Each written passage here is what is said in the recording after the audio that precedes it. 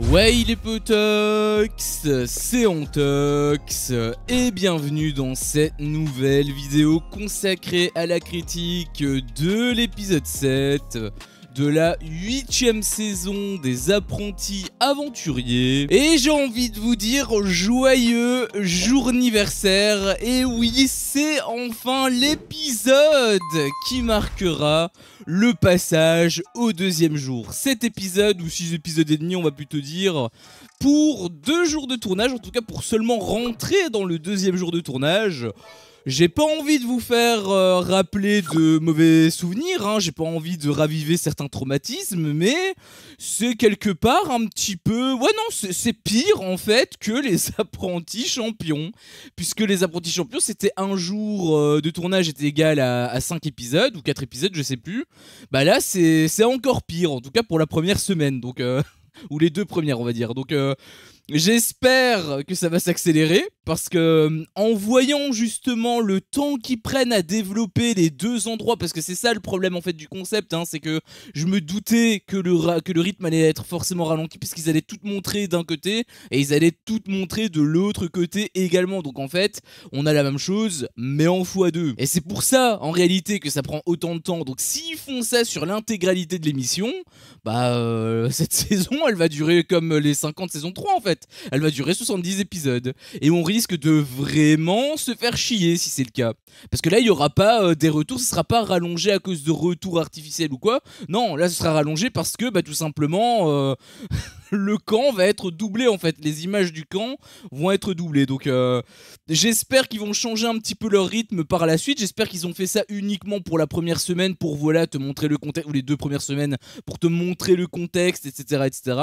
Parce que s'ils font ça sur l'intégralité des missions, va falloir s'attendre à ce que ce soit extrêmement long, hein. Concernant Jonathan, du coup, eh bien ma théorie, elle s'est un petit peu confirmée quelque part, puisque, eh bien, il est revenu de l'hôpital. Enfin, de l'hôpital. En réalité, c'est un médecin qui est sur le camp. Hein, c'est le médecin de TF1. C'est pas un hôpital local. Enfin, je pense pas. Je suis pas dans les coulisses, mais j'imagine que si c'est comme Koh Lanta, j'imagine qu'ils ont leur propre médecin. Et donc, il est revenu de chez le médecin. Et bon, au début, il avait dit que voilà, il va devoir rentrer chez lui, etc. Donc là, j'avoue que je me suis senti mal. Je me suis dit, oh putain, peut-être qu'en fait c'est vrai et que du coup, bah Jonathan va vraiment nous quitter. Ça me faisait chier. Bon, finalement, c'était une blague. Bon, c'était un petit peu drôle, j'avais trouvé quand même. Mais du coup, bah je me suis souvenu de ma théorie et je me suis dit, bah finalement, il se passe rien quoi. Enfin, ça change absolument rien. Je veux dire, le mec, il faisait nuit, il a été chez le médecin, il est revenu peut-être quoi, 1 heure après, même pas en fait, je dirais. Et en l'espace d'1 heure, les médecins ils t'ont dit ok d'accord, il y a pas de souci, tu n'as rien. Enfin c'était acté en l'espace d'1 heure. Ils ont pas voulu te tenir en observation pendant au moins une nuit. Enfin, rien que pour te dire à quel point ça m'a l'air vraiment fake le truc. Je t'avais déjà dit par rapport à la manière de filmer, par rapport à la réaction de Jonathan, par rapport au fait qu'on l'avait déjà vu précédemment. Quand je disais qu'on l'avait vu précédemment, c'était pas dans le sens où il y a un nid et tout est naturel. Non, c'est dans le sens où en fait il y a une personne qui a, je sais pas pour quelle raison, des scorpions, inoffensifs peut-être, et la prod leur a tout simplement demandé s'ils pouvaient prendre un scorpion, et ils l'ont emmené sur la plage pour tourner la séquence avec Jordan, et en même temps ils l'ont déplacé dans la jungle pour tourner la séquence avec Jonathan. C'était ça en fait ma théorie à la base, c'était qu'il y avait une personne qui avait à sa disposition des scorpions mais qui n'était pas dangereux, et tout simplement la prod a demandé à en prendre pour pouvoir créer ces séquences là, mais du coup tout était scripté, tout est artificiel. Ce n'est que ma théorie, absolument rien n'est vérifié bien évidemment, mais les quelques petits trucs qu'on voit se confirment un petit peu. Autant Jordan il était relativement bon acteur, autant Jonathan je trouvais que c'était assez moyen, en plus avec la manière de filmer comme je te l'avais déjà dit. Mais le fait que surtout ils reviennent, que du coup il ait absolument aucune conséquence, parce que il revient et ok d'accord il a un petit pansement mais c'est tout. Et je pense que ça d'ailleurs c'est uniquement pour faire bonne figure, parce que en soi si t'as une piqûre de scorpion et que t'as vraiment un venin à l'intérieur, t'as pas besoin de bandage. Peut-être c'est utile pourquoi, pour tout ce qui est pour désaffecter des trucs, etc., les plaies, etc.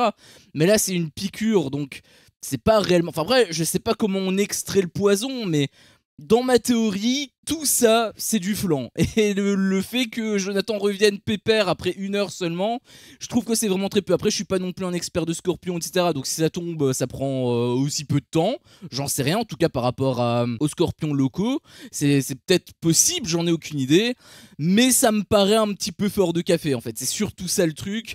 Et du coup, comme je te l'avais un petit peu prédit à l'épisode d'hier, finalement, il va rien louper. Donc on a eu cette séquence et ça n'a eu absolument aucune conséquence sur la suite. Donc est-ce que c'est scripté, est-ce que ça l'est pas? N'hésitez pas à me donner votre avis dans l'espace commentaire, mais moi en tout cas je suis intimement persuadé que ça l'est. Et avant de partir sur le deuxième jour, il s'est quand même passé pas mal de choses, parce que je pensais que voilà, on allait enfin avoir la deuxième journée, hein, beaucoup plus tôt en fait, parce qu'on l'a eu après 50% de l'épisode, tu vois. L'épisode il a duré 45 minutes, on l'a eu après 20 minutes d'épisode, tu vois. Donc on est vraiment resté très longtemps sur cette première journée de tournage, hein, c'est vraiment flippant, j'ai envie de te dire. Et du coup, qu'est-ce qui s'est passé? Eh bien, il s'est passé des trucs, mais où on s'en foutait un petit peu. Il y a eu le mini-jeu là, avec le téléphone arabe. Bon, c'était un petit peu drôle, mais c'était rapide, quoi, j'ai envie de te dire. On a eu aussi et surtout beaucoup de moments où on voyait les gens rentrer dans leur cabane, dormir, ou en tout cas discuter un petit peu, comme c'était le cas avec Anya et Zizou. Et en fait, c'était relou. Enfin, moi, j'avoue que je m'en battais les couilles, je voulais juste que ça avance, et le rythme, il te ralentissait davantage. C'est vraiment pas un point positif chez Banijé, mais là, il commence un petit peu à abuser. Là, je trouve que c'est vraiment de l'abus. J'espère encore une fois que c'est exceptionnel et que c'est juste parce que c'est le premier jour de tournage qu'il fallait montrer pour le contexte, etc., etc. Mais encore une fois, si c'est l'intégralité de la saison ainsi, on risque vraiment de rompiche. En tout cas, moi, je risque vraiment de m'ennuyer, quoi. Le seul truc qui était intéressant, c'était la partie stratégie qui a un petit peu intervenu lors de la deuxième journée. Donc c'était quand même assez intéressant. On voyait justement que voilà, Kevin, Jonathan et Enzo se faisaient peut-être une alliance. Alors concernant Kevin, voilà, on connaît comment il fonctionne. Donc si j'étais eux, je lui ferais pas confiance à 100%. Et en fait, il disait de tout simplement voter pour Anaïs et Eddie. Ça me paraît être un choix logique, étant donné que Anaïs et Eddie, à chaque fois Anaïs elle arrête pas de dire qu'elle est mal, etc. Donc forcément c'est vraiment de grosses pancartes pour lui dire votez pour moi. Donc forcément du point de vue extérieur c'est pas forcément fameux. Donc ça me paraît totalement logique en fait qu'ils veuillent voter contre eux.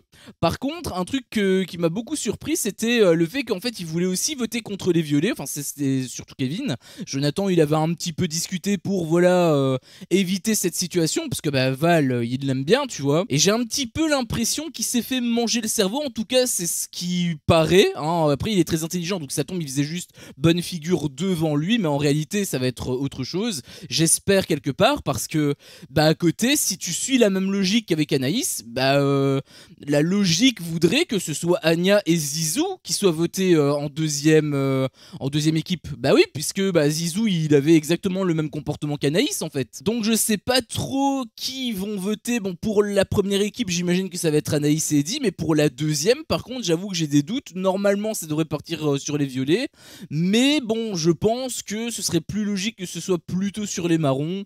Enfin, on va voir comment Jonathan va un petit peu régler l'affaire, parce que là, le truc, c'est que ça se mélange un petit peu, mais en même temps, c'est pas forcément une bonne chose, parce que il y a des noyaux durs. Là, par exemple, t'avais Colette qui voulait s'allier avec Hilary et Giovanni, sauf que Hilary et Giovanni ils sont avec Kevin. Enzo et Jonathan voulaient également s'allier à Kevin, donc du coup finalement ça fait une bonne cohésion, sauf que Kevin il est forcément beaucoup plus proche de Hilary et de Jordan, et par extension probablement de JP aussi, que du reste en fait, par rapport au rouge, par rapport à Jonathan, etc., etc.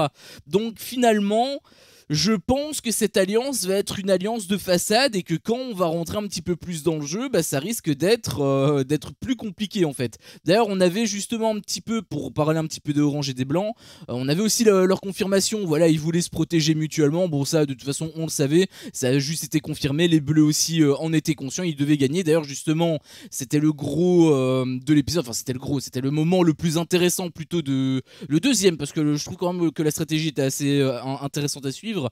Mais forcément, ce qui est le plus cool, hein, ce pourquoi on regarde les apprentis aventuriers, c'est surtout pour cette fameuse expédition. Première expédition du coup par rapport aux plagistes, hein, donc c'est pour rester sur le camp, donc c'est leur première épreuve, et donc c'est simplement une expédition qui est d'ailleurs basée sur la communication. Alors est-ce que on part déjà sur la théorie du complot avec le fait que les bleus soient désavantagés dès le départ?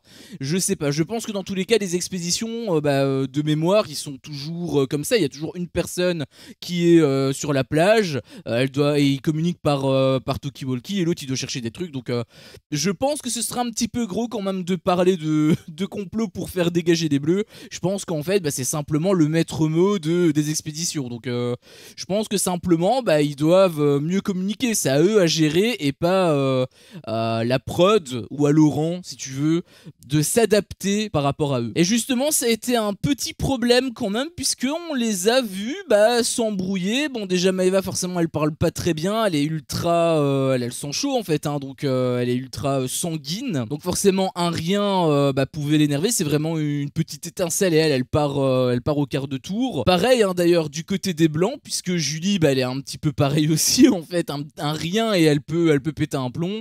Donc finalement ils se ressemblent assez je trouve, hein, les blancs et les bleus. Par contre les oranges eux ils étaient vraiment propres. Bon, enfin, en même temps on a très peu vu d'images d'eux, mais j'imagine que voilà ils sont pas mal soudés. Delphine elle pétait pas un câble, elle était vraiment posée. Donc je pense qu'en fait c'est JP et Delphine qui sont les grands avantagés, parce que la communication ça a l'air de rouler pour eux. Du coup honnêtement on voyait quand même que les bleus avaient un petit peu d'avance, mais ensuite ils se sont fait rattraper par les oranges. Les blancs eux ils sont toujours nulle part. Est-ce que ils vont réussir à l'emporter ou pas? Ça on sait pas, ça va être à l'épisode de demain. Bien évidemment tu connais cliffhanger. Si on part d'un point de vue vitesse, je dirais que ce serait les bleus, puisque c'est les bleus qui ont trouvé la première couleur en premier, donc j'imagine que tout simplement c'est eux qui iraient plus vite, puisque ils ont trouvé une couleur plus vite, donc on pourrait être en droit de se dire que ce serait les bleus.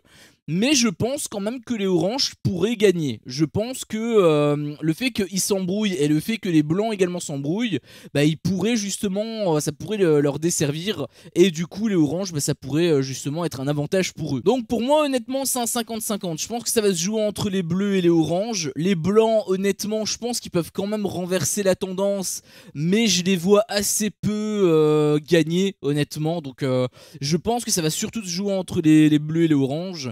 Et j'ai même envie de te dire, je pense que c'est les oranges qui vont gagner. À moins vraiment, comme je te le disais, à moins que les bleus soient vraiment soudés, qu'ils arrivent à passer au-delà de leur mépris et de leur haine.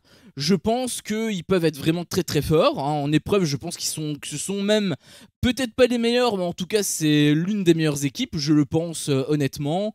Mais la communication est tellement importante qu'il faut qu'ils passent outre. S'ils passent pas outre, je les vois vraiment pas gagner l'aventure. S'ils passent outre, je pense qu'ils peuvent être un petit peu comme les gris l'année dernière, je sais pas si tu te souviens. Je pense que ça pourrait être le cas. Mais là, on va dire que c'est très très mal parti quoi. Enfin bref, sur ce, c'était mon avis sur cet épisode. Si mon contenu te plaît, fais-le moi savoir en me laissant un énorme pouce bleu. À chaque fois que je vois ça, je vois que mon contenu plaît, et donc moi ça me motive à continuer. Si t'es pas encore un peu tox, qu'est-ce que tu attends pour me défoncer ce gros bouton rouge? N'hésite pas à activer la cloche pour ne rien louper, et je te dis à la prochaine pour une prochaine vidéo. Ciao.